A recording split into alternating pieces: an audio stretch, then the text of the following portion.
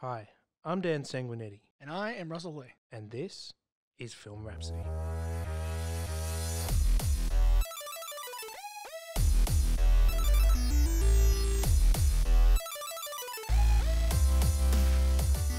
In this episode, Russell and I talk to Goulburn-based filmmaker Michael Watson, who has been my filmmaking partner in crime for well over a decade. We dive in on another walk down memory lane, talking about Dan and Mike's early projects including Theatre of the Dead, Love Stuck, the Improvised Feature, Mike working closely with Jim Jefferies on Me and My Mates versus the Zombie Apocalypse.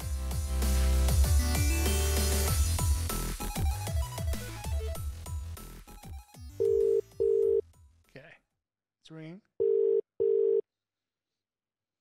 Whoa. Michael, it's Russell from Canberra. How you doing? How you going, buddy? Not too bad. Dan's here as well. Say hi, Dan. Hello. Hey, Dad. So what are you doing tonight? Boring. Hang Not up. much. I'm waiting. I'm glad you did that. I'm going to call him back.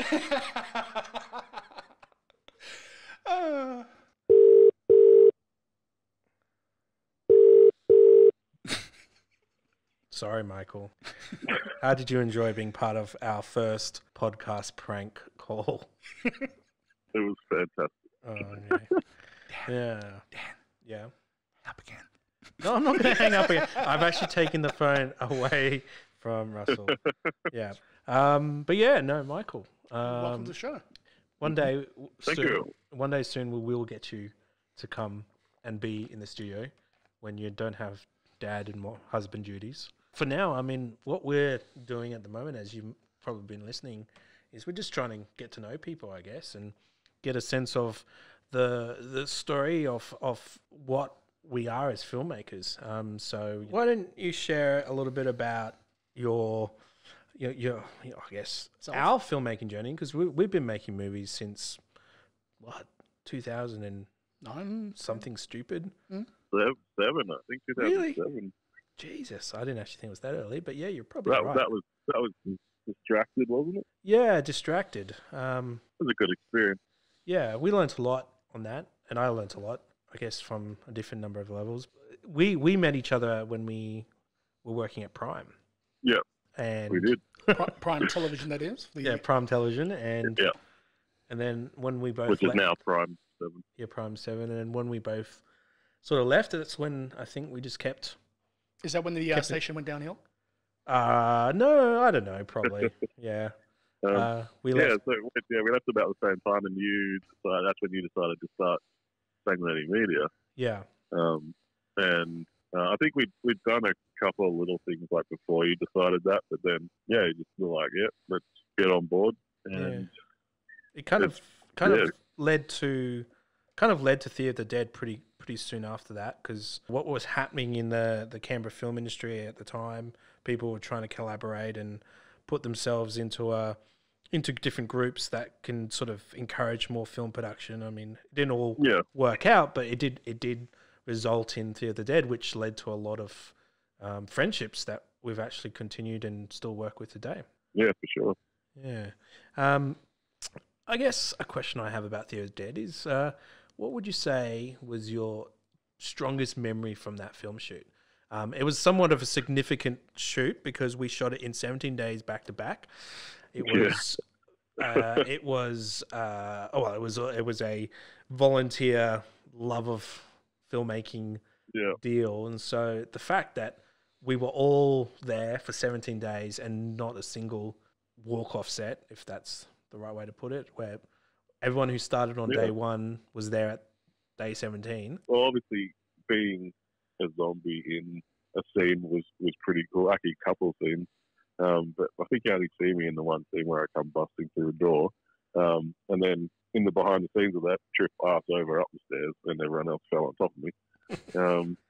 That was pretty fun. I don't know. It's just a whole bunch of things just all mixed together, really. Just the whole experience, I think, was just something I hadn't been part of anything of that scale before. And it was just, such a eye-opening experience, which then led to obviously going to Cannes for the film market. So, You know, Yeah, that's right. without that, that wouldn't have happened. So That trip still feels like a dream, to be honest. Us going to Cannes and the Marché du Film, I think, was perhaps one of the life-changing experiences that we got to have as filmmakers, because it just gave us so much perspective of what our industry is really about, rather than sort of what we can assume from our little city. We got to experience what other people are doing and how they approach things, and we got to see the scale of the film industry. Yeah, I think that was the biggest thing for me, was just how many people are trying to sell their many films. You know, a lot of people only think about the big budget sort of films, I guess, if you're not sort of, I guess, in the industry or a big film fan. You don't understand how many films are actually being made and trying to be sold across the world. Yeah, I think that was the biggest thing that I took away, was just how tiny it made made us sort of seem. Yeah, I mean, like, the experience put us in our place, basically. I guess the result of that was sort of what led to the next action, which led to the next action. I mean, how do you cause and stay effect. positive after that? I can tell you what, I don't know what Mike was felt. I know you were like exhausted, because on that plane trip back, I remember you just sleeping for most of it. I'm pretty sure I did too, but I was hungover. I was so deflated. Like, I shouldn't have been. Like, we just had this amazing experience, but getting home, I was just like I don't know, it felt so different afterwards, that I guess you go in there with just like sort of eye-wide, childlike excitement for being a filmmaker. You lost your innocence. And then, I lost my innocence, and then we got back, and it was like, you know, it's like your favorite magic trick got shown how it was done, and now it's just the magic's gone. It was like an absolute reality changer, yeah. But it helped focus, I think, and it really did lead to the next project that we did, which, interestingly, wasn't me and my mates. Yeah, that's right. We got contacted not long after Cannes, I think. It was from a Sydney filmmaker named Murray Fay. And Murray has a long background in improvised performance. He's an improviser actor, but he's also he's got a number of films that he's produced over the years. He's a little bit older than us, so a little bit more wiser, you could say. Michael, it's Russell. Hey, Russell. Hey, man. So was this before you left Canberra for Goulburn? Yeah, a long time before. Dan? Oh, is that what you had? I gave you the power of the microphone, and you asked. I got more questions, but I'm trying to do it in chronological order. Oh, okay. I remember, the thing I remember actually very clearly from shooting that film was it was in the middle of winter. Oh, yeah. And if anyone else that's not from Canberra knows how cold Canberra can be in winter. And early in the morning, setting up shot for that day's scene, and my fingers being so numb that I couldn't press the record button properly because it just wouldn't depress the button. I just couldn't feel anything. It was a particularly cold winter, that one. Lovestuck was literally a feature film with no script, and so when you have no scripts, you have no idea what the actors are going to do, and therefore Mike and I, who are both on camera, were filming at exactly the same time.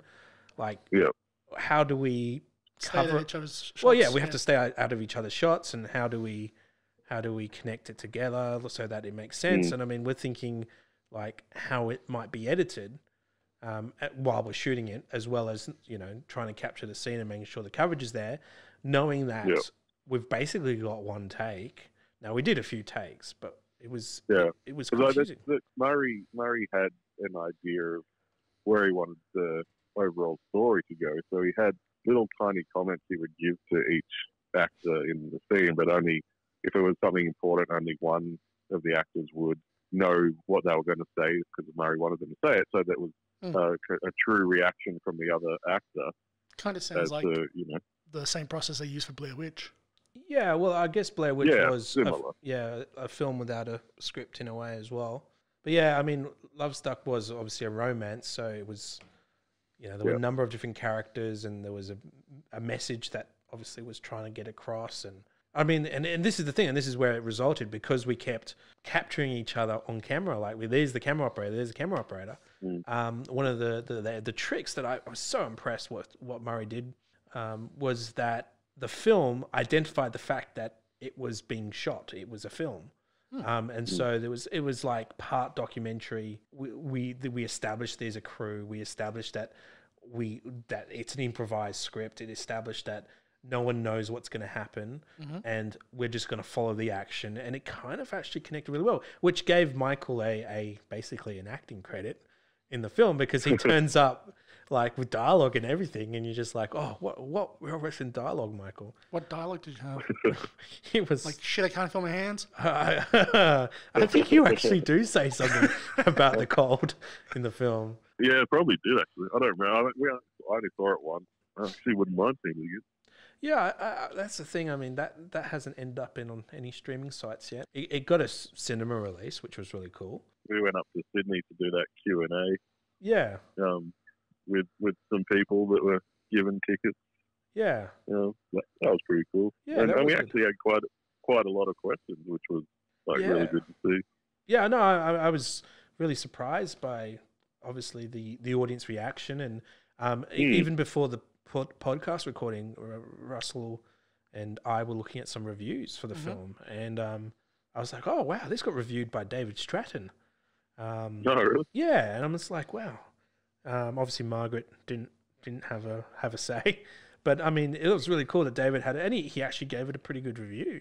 That's awesome. Which is quite honourable, I guess, to one of Australia's most famous film critics to review your film and actually say this is not too bad at all. I mean, it was pretty well received by the community and the improvised community.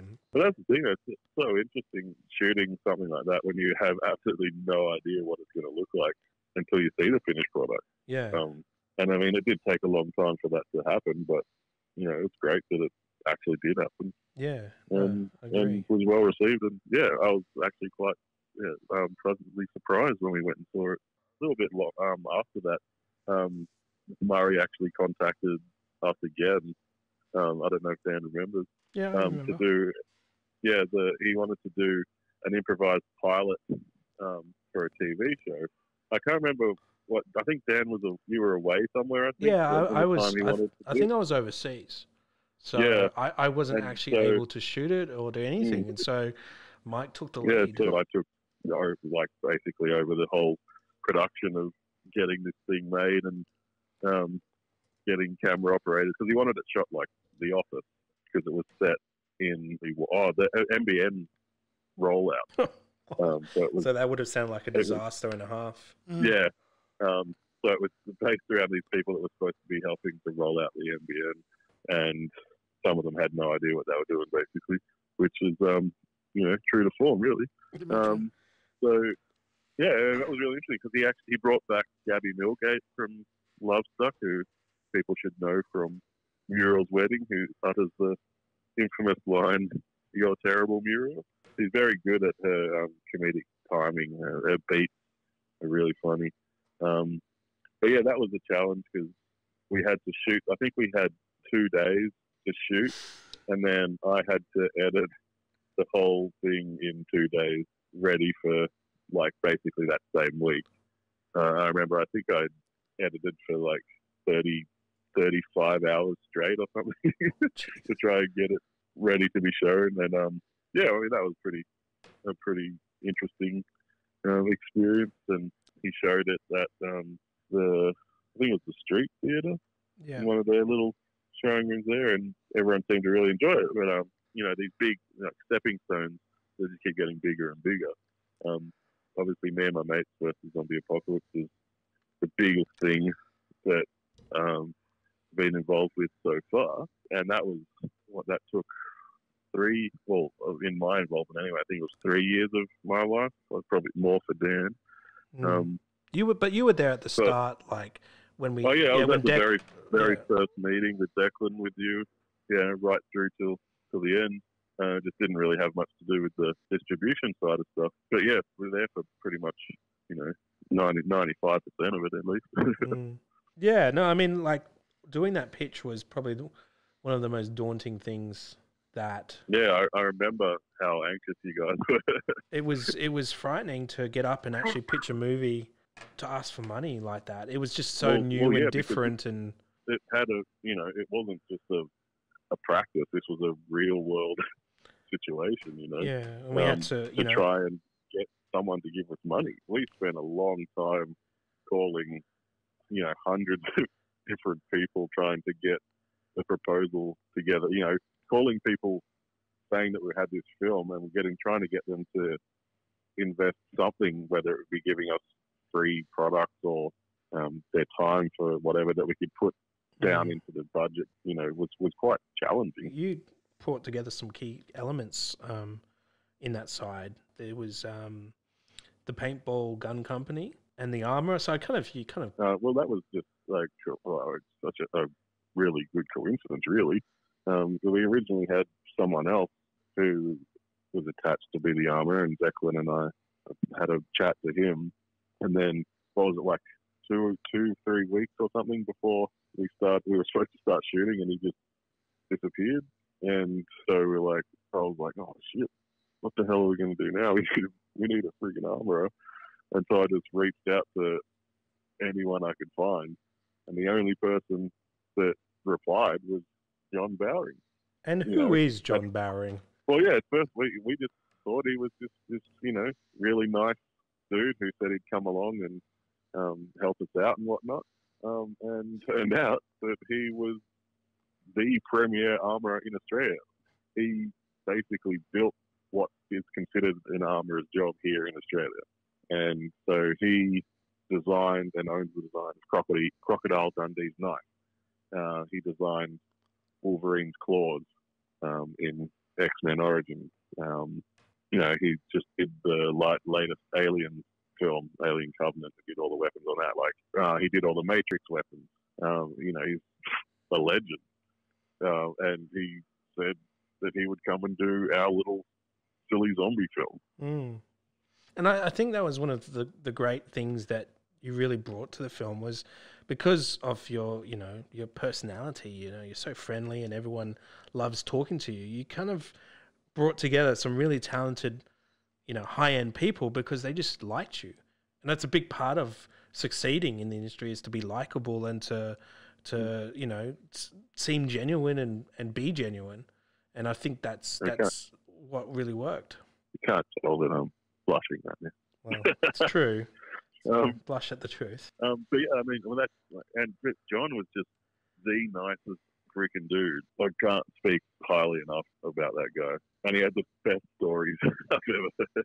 Yeah, well, speaking of stories, there was probably one of my favourite story moments that occurred during the filming of Me and My Mates. So we were completely honoured and grateful to have the Australian comedy legend Jim Jefferies involved in the film.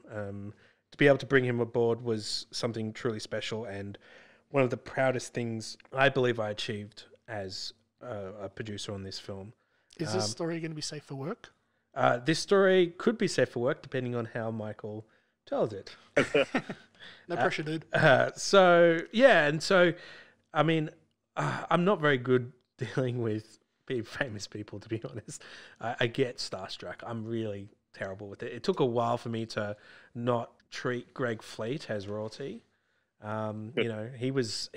so down to earth, really. He's a really genuine, honest guy, and I love Fleety. Fleety was a pleasure to work with, really. But I also had a lot of stresses that I had to deal with. There were still financing challenges that were there. Yeah. So one of Michael's roles was to, I guess, be the producer who looked after everybody, to be more the face and to make sure that the important people felt welcome and their needs were met, I guess, if I put it that way.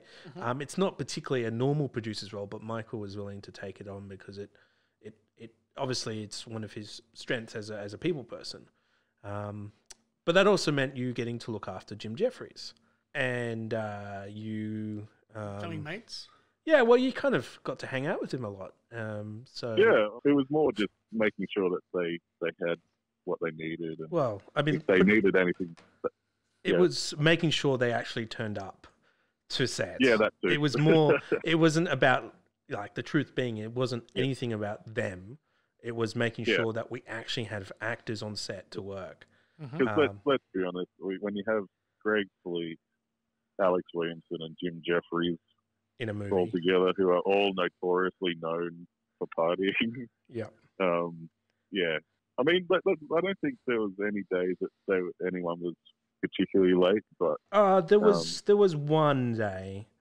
And yeah, there was one day, but we can let the audience pick who didn't turn yeah, up. well, It wasn't if you Fleety. need, if there's any listeners that want to delve more into some of the stories from Fleety's point of view, you can grab his book, These Things Happen. He actually has a whole chapter based on his time filming me and my mates. And I actually get a mention in that chapter. Sweet. But yeah, so Jim Jefferies. Yeah, Jim Jefferies. I like how you've taken this story, diverted slightly. I'm assuming you're going to bring it back now. What happened with Jim Jefferies, Michael? Did he like So- Canberra? No. No, see, well, Jim was having a tough time because his young son, who he loved dearly and had to leave in the US, had a hernia, and he was very worried about him. And obviously, Canberra's not the most exciting place in the world when you live in LA.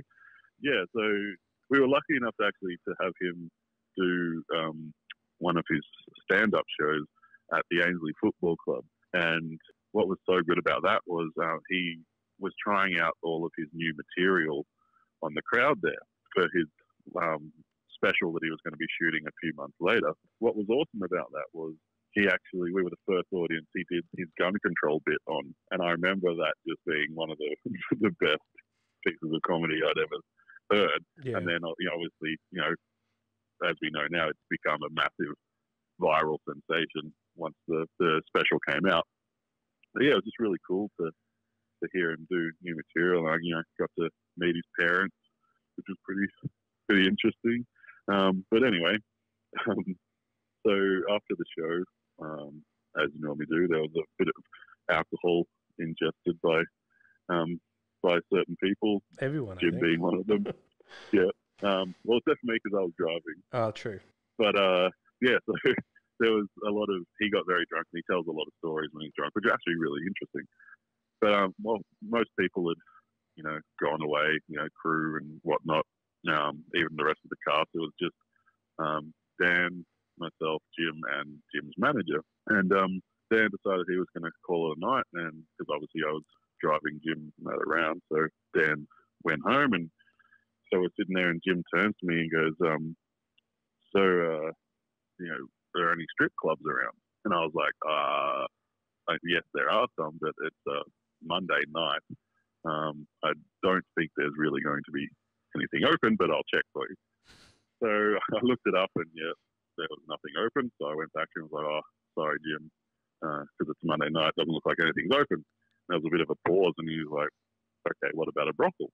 And I was like, "I have no idea. I've been past them, but I've never been to one, so I would have no freaking idea."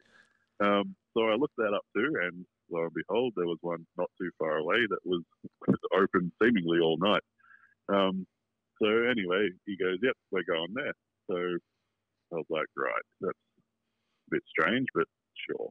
This is Jim Jefferies, so whatever. Jim and his manager got into my car, and we drove off. All the way there, I'm thinking, what the hell is going to happen? Surely I'm just going to be sitting in the car waiting for them to come back out, because that's just weird in itself. Anyway, we get there, and Jim turns to me and goes, "So, Mike, you coming in?" And so I'm like, oh, Jim's looking at me with this like eager nodding smile, which I'm just like, okay, yeah, sure. So walking up to the door, Jim was kind of going, oh, because it was really early in the morning. He's like, oh, this is going to be so bad. Like, these girls are going to be terrible or something like that. We go up to the door. This little old Asian man comes out.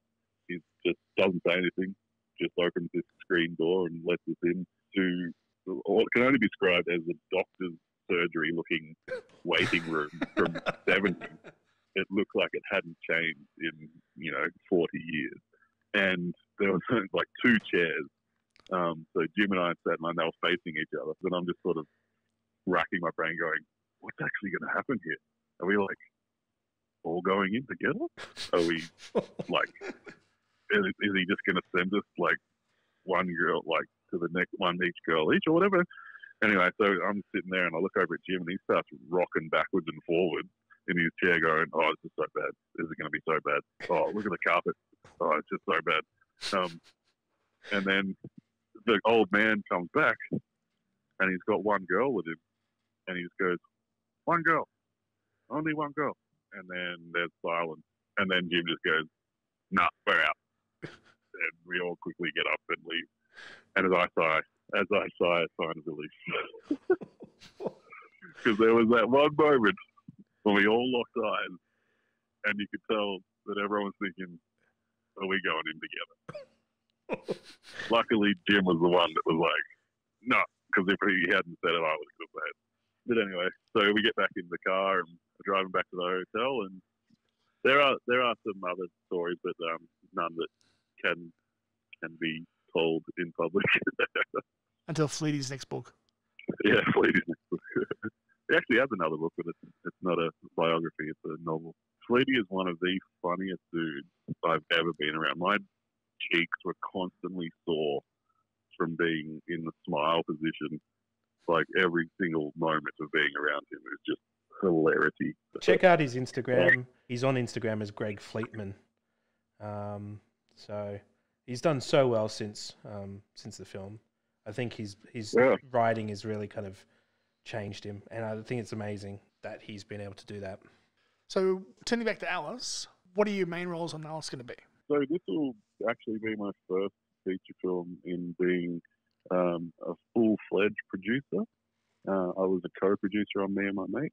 So yeah, that's going to be that's interesting in itself, just being a bit more involved in everything in the creative process. Obviously learning, because I'm still learning that producer role myself. So and Dan's a good role model to have in that regard, because he's been through it so many times, and and again, as I said, this stepping stone thing of things getting bigger and at least hopefully a little bit easier when we figuring things out, and so I'm really interested to see how we pull this one together. I've been actually watching a lot of low budget horror films last month. It's now November already, as part of a horror challenge that our camera operator from Me and My Mate Fish put together every year. You watch a horror movie a day basically, and this year I tried to watch ones that I'd never seen before, and it's especially low budget, just to see how other people are doing it. So hopefully I can bring some of that into Alice. What are you hoping to see happen at the end of Alice? Well, we want to make it look and as big a budget as we can with the limited resources. So anything, I'd love to see, just for people to see it. You know what I mean? There's going to be a lot of people involved in this film, and it's one of those things. When it's done, you want people to see the effort that everyone put in to make this. I think that's one thing people who don't make films, they don't realize how much time and effort goes into making. This actually, the other day, I was filming a video for someone. They said to me they didn't realize how much went into, and this was just a little 2-minute overview video of their little function. And they were like, I didn't realize how much effort went into making this sort of stuff. And I was like, 2-minute video, I was there for a couple hours. So I had a couple hours worth of footage, and they just didn't realize that so much went into that. And I was like, yeah, times that by 1,000 million when you're doing a feature film. So yeah, just people watching it, there's just so much effort goes into them. There's a reason why credits are so long at the end of the film. All those people gave up their time, especially in low budget ones. Most bigger ones, obviously everyone's getting paid, but low budget, that's not always the case. And so the best reward for people on low budget is just for people to see them. So, Mike, I guess something that we are trying to strive for through this podcast is to sort of get a sense of what we can pass on to our peers and our friends and, you know, those who are starting out in the industry. Obviously, being very aware that we are always learning and we're always growing. But what's some advice you could pass on to someone who wants to be a filmmaker? For someone wanting to become a filmmaker, I'd say just get out there, do something. Doesn't matter what it is. If it's just a little video for, I don't know, TikTok, or, you know, your story on Facebook, you know, just do something. Get out there with your camera. You know, phones all have cameras these days. Just get out there and do something. Then go find the wider community. You know, the majority of us are very approachable. You know, we'll definitely have a conversation with you about, you know, whatever you want to talk about. You know, we're not scary. We just want to make cool stuff with everyone. And so that's my biggest advice, would just be get out there, look for those little short film competitions. And it doesn't matter if, you know, you don't think your entry's up to scratch. Just put it in anyway, because you never know. Someone else might think different. And I think the other biggest thing is just to listen to everyone else's point of view. Filmmaking is such a collaborative medium. There's so many different voices, and I think sometimes some people can take their voice a bit too serious, like their word is gospel maybe. But I think it's very important to listen to everyone's ideas and point of view, because in the end, it's ultimately going to make your projects better than just having your one view. So, Michael, yeah, I mean, thanks for spending some time with us, sharing a bit about, you know, our shared history and obviously sharing your advice there. I appreciate it. Yep. I don't know when I'll see you next. I'll come down and make a drive down to Goulburn, maybe soon. Mm-hmm. Well, we'll let you go. But as you're going, could you compliment me again, please? Michael? Hello. Michael? Oh, he hung up. Serves you right. But I want my compliment. In the next episode of Film Rhapsody, I catch up with one of Canberra's strongest voices in our film industry, a filmmaker who earlier this year won Best Australian Animation at Flickerfest and is the founder of Lights Canberra Action, Marissa Martin.